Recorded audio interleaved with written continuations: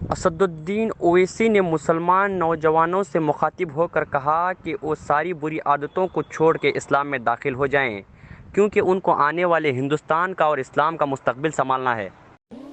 नौजवानों, तुम रसूल अल्लाह सल्लल्लाहु अलैहि वसल्लम की मोहब्बत के इश्क के नशे की आदत डालो, वो तुमको दीन और दुनिया में कामयाब करेगा।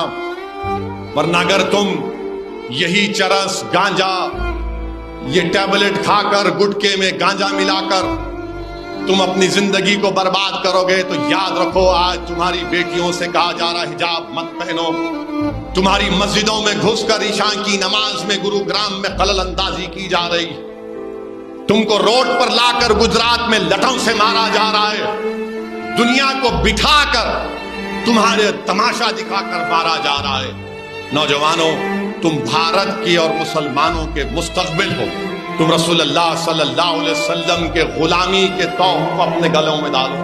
तुम मुकम्मल इस्लाम में दाखिल हो जाओ। तुम अल्लाह और रसूल से मोहब्बत करो। दुनिया में किसी चीज की जरूरत नहीं है।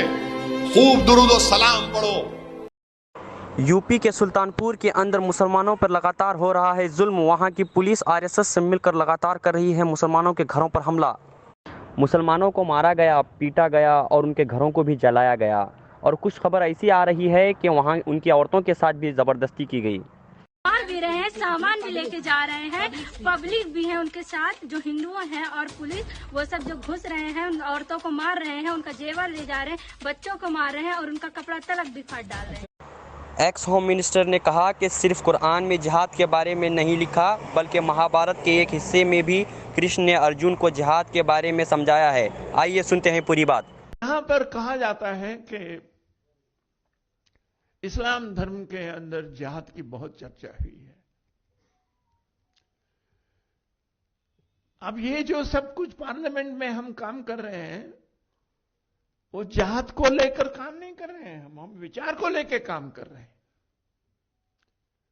और जिहाद की बात भी कभी कब आ जाती है? जिहाद की बात तब आ जाती है जबकि सारे मन के अंदर स्वच्छ विचार होने के बाद भी, अगर उस प्रकार से काम करने की कोशिश करने के बाद भी अगर कोई वो समझता नहीं है, वो नहीं करता है, तो कहा जाता है को आपको अगर शक्ति का उपयोग करने का है तो वो करना चाहिए।